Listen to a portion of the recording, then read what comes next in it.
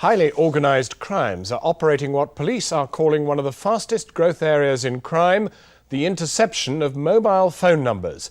The cost to the industry is now more than £50 million a year here, and companies are complaining there is no legislation to prevent it. Electronic scanners are being used to track down the numbers of legitimate phone users. The numbers are then reassigned to other phones in a process called cloning. It is estimated that phones are now being cloned at the rate of hundreds a day. Kate Snell reports now on growing concern about mobile phone crime and the methods being used both here and in the United States to fight it. The city of Los Angeles, and a new menace stalks the streets. The county sheriff's department is on the alert to investigate a new breed of illegal activity. They got an arrow.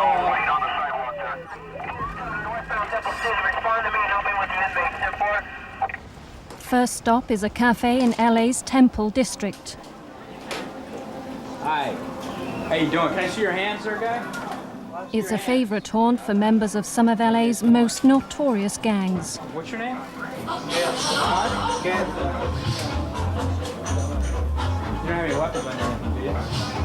Weapons, guns? But it isn't weapons, guns or drugs that worry Deputy Chris LeBay. The all-too-familiar shootings and drug deals synonymous with Los Angeles are being facilitated by a new sinister tool. I thought I saw a bulge in his right pocket when he was sitting down. When he stood up, it ended up being a pager about this long. It kind of looked like it might have been a phone. Oh, that's a nice one. Thank you. How much you pay for that? Paid for like $3.89. Would you mind giving me your lock code? Cloning is now considered so serious here, police patrols are being specially trained to detect mobile phone fraud.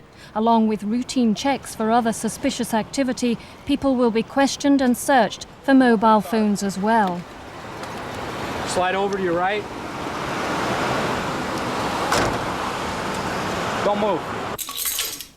Back at the sheriff's station, seized cloned phones, averaging 5 a day, are kept under lock and key in the evidence room. Detecting if a phone has been cloned isn't easy. On the outside, they look no different from any other mobile. The key to the fraud lies on the inside, with the electronic serial number, or ESN, often stamped on the back. The ESN is the main element of the phone's identity and security.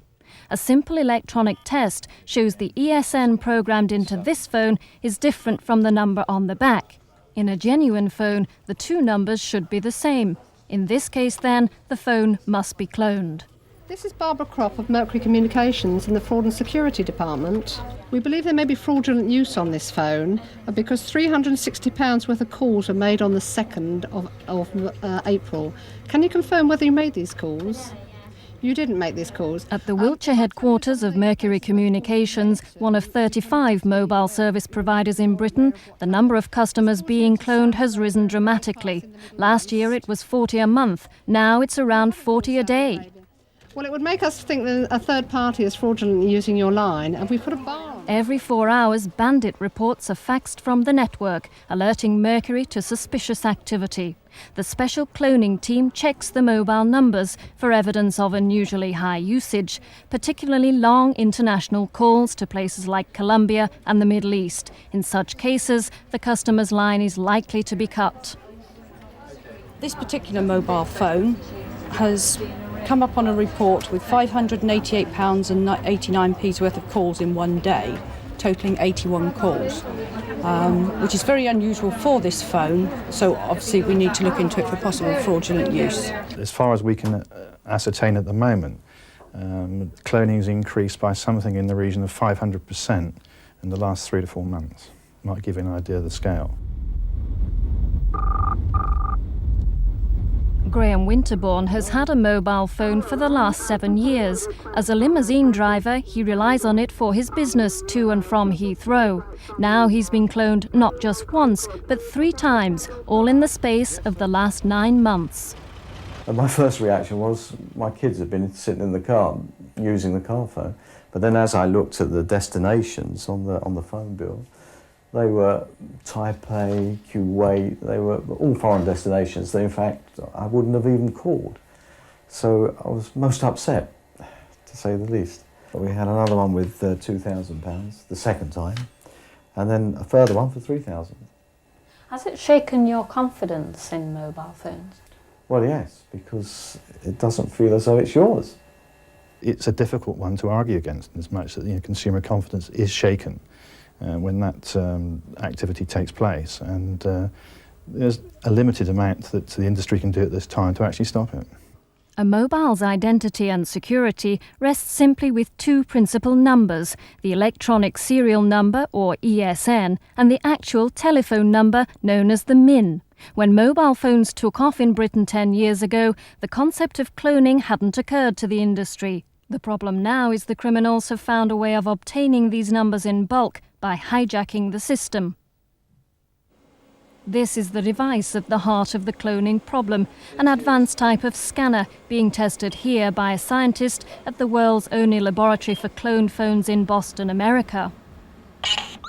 In the last few months, these scanners have started arriving in Britain. Approximately every 20 seconds, when simply switched on, whether making a call or not, a mobile signals its identity by sending the ESN and MIN to the local cell site. The scanner works by intercepting that signal and grabbing hold of the ESN and MIN numbers, plucking the complete identity of the phone out of thin air. So all the details from my phone are now with the fraudster. Right. There are several different cellular activation testers on the market, and each one has a different range. This one is on the order of a couple of football fields. ESN 8206. The fraudsters target places where mobiles are most likely to be found. After several leads of inquiry, we managed to meet a cloner who gave his name as Rich. I'd sleep in till probably noon or 2. Then I'd get up and go get something to eat, take my equipment with me, and go sit at an overpass or underneath a freeway, maybe in the back of a van that was parked at an intersection or something like that, at an airport. And I'd sit back there with my scanner, my ESN reader, and I'd steal 80 numbers a day maybe. There was a recent incident in Florida where they arrested someone who had 20,000 valid sets of MIN ESNs from across the United States. And within that same week, another person was arrested, had 12,000 customers' identities in there. It's just 2 arrests, 2 people. Once the fraudsters have got the ESNs, they can clone a phone. They used to need a computer. Now technology has moved on, and the stolen identity numbers can be injected directly into another phone, a process known as rechipping. The fraudster can then invade someone else's phone bill, rapidly logging up thousands of pounds worth of calls. I charge about $100 a phone, so I make about $1,000 a day. 7 days a week? I don't work weekends, but about 5 days a week. I make about $5,000 a week. It's big business and it's easy money. I mean, legitimate people have clone phones. Attorneys, doctors. I've cloned phones for athletes. One way the fraudsters generate huge profits is by operating call-cell operations. A room with a bank of phones all cloned will be hired to individuals for a flat fee. Unlimited calls to anywhere in the world can then be made. If a phone gets cut off, they simply move on to another cloned phone. Channel 4 News has also learned that the fraudsters are setting up premium-rate sex lines, often based in Hong Kong. Free calls are left running for hours at a time on cloned phones. The fraudsters then get the money generated by the calls as the lines are registered to them. Such scams cost American phone companies $1.5 million a day. British phone companies £50 million a year. It's big business and the stakes are high. We're finding in the last 3 or 4 months we've seen a dangerous trend that about 40% of the people that we're arresting are armed. What kind of arms?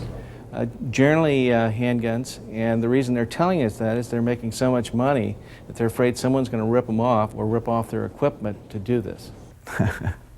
They'd probably just shoot you. They don't have to have a reason anyway, but I'm sure they would over money.